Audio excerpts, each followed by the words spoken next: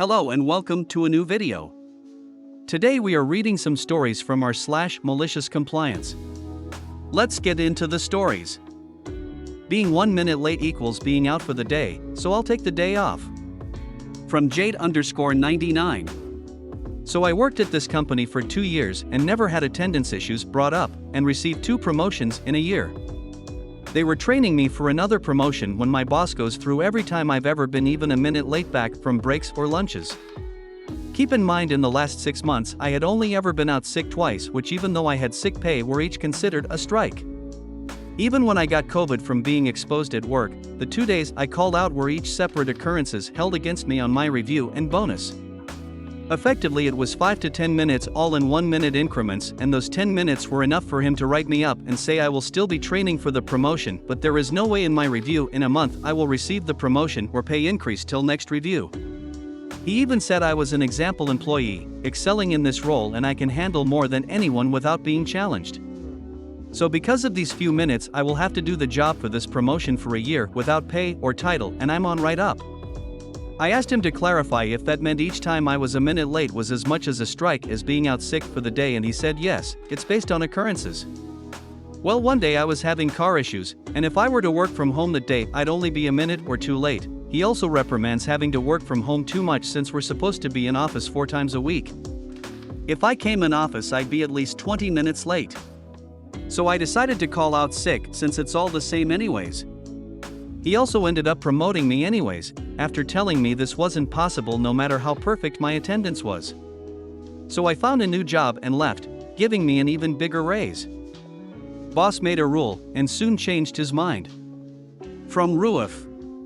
As I start to work in general manager position in my actual company, my boss gave me a company smartphone. I was carrying 2 phones with me all the times. As soon he noticed this, he called me and said no personal phones were allowed during work time because personal life stays outside of the job, and not to mix things, and I was there for work, and not to call to my girlfriends where logging into Facebook and personal phones are a distraction. I agreed and complied in the next day.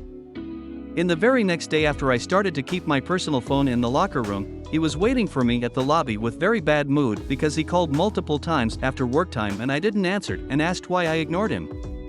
I said I was at home and my company phone was in the locker room, so it was useless to call me after work time because the job should stay outside of personal life and I didn't want to mix things. It's been 7 years as a general manager and I have only 1 phone now with both SIM cards because it's boring to fill both pockets with smartphones. Not spicy enough, how about now? From Lanky Awareness 7450. This posting is about a coworker from a long time ago. In this case, he was maliciously complied against. My coworker P loves insanely spicy food. For example, he would go to a local Thai restaurant, order the hottest noodles they have, and then add a bunch of hot oil, vinegar, hot peppers, hot sauce, and hot pepper flakes. A new Thai restaurant opened up near his house and he went there for dinner. He ordered a 10-star drunken noodles. When the dish came out, he didn't find it spicy enough and they didn't have an assortment of spicy condiments, so he sent it back to the kitchen and asked them to make it spicier. The dish came out and when he tasted the noodles again, it wasn't spicy enough, so he sent it back to the kitchen asking to make it spicier. The second time it came out, it was so spicy that he couldn't eat it. However, after sending it back twice, he didn't think he could complain that it was too spicy, so he powered through it. He told me that the next day, he was unable to go to the bathroom without pain. Lesson learned: if your food isn't spicy enough, don't send it back to the kitchen a second time. Want my section because I make more money? Go ahead, I will still make more than you. From Iwas the Chubby Lady. This all happened about 18 years ago. I was a waitress for a village inn. I worked the morning shift because it had the most business. Now this is back when smoking was still allowed in restaurants and we had a smoking section and a non-smoking section.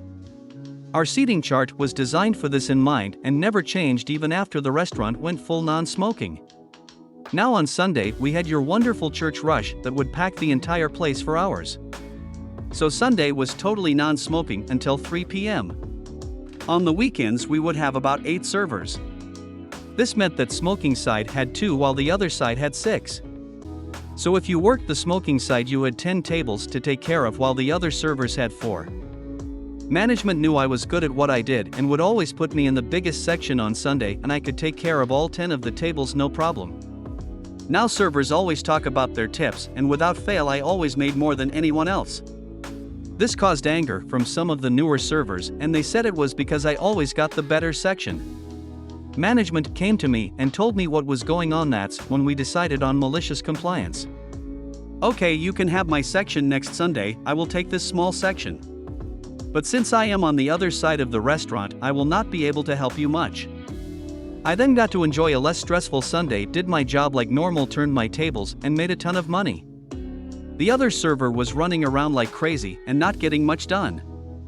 At the end of the shift, they learned that they made less than the week before because of how bad they were taking care of their tables, and the church crowd are horrible if you aren't taking care of them right. It was always great to hear the server say, "You can have your section back, I don't want it ever again." Now this was not a one-time thing, this happened many times over the 5 years I worked there. Every time it happened I still made more money. Every time we would get a new server complain, I just smiled and said, "Go ahead, take my section, I could use a break."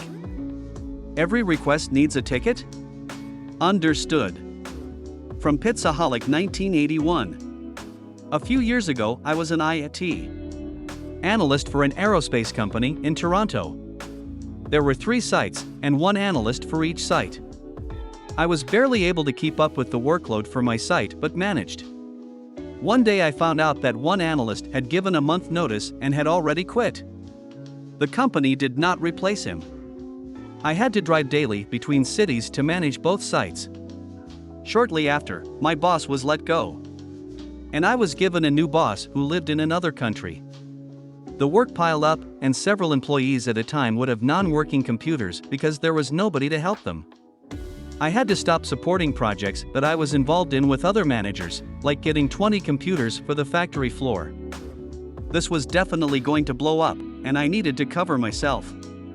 I had a talk with the GM and explained that I'd get walk-ups, phone calls, texts and emails because most of the employees refused to use the ticket system.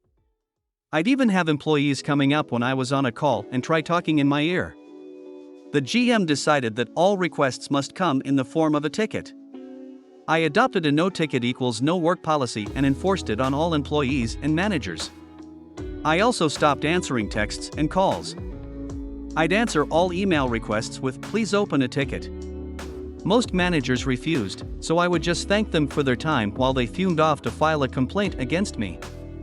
A week went by with no copier on the main floor because everyone refused to open a ticket to request more ink. Everyone had to walk downstairs to make their copies. A week went by with several lathes in the factory not working because everyone refused to open a ticket. Several computer illiterate/lazy employees would now have to ask their co-workers for help because they refused to open a ticket, and now they're behind on their work. Sometimes a new employee would spend 2 or 3 days in the office with no laptop and no user account because the requests never came in the form of a ticket. Employees would go on business trips without laptops because they refused to open a ticket. This went on for several months, and I was able to partially manage both sites, but it was exhausting arguing with everyone every day. I'd get threatened by management all the time, but nothing would ever come of it. I found out one day that the company wasn't planning on replacing the employee who quit, so I had enough.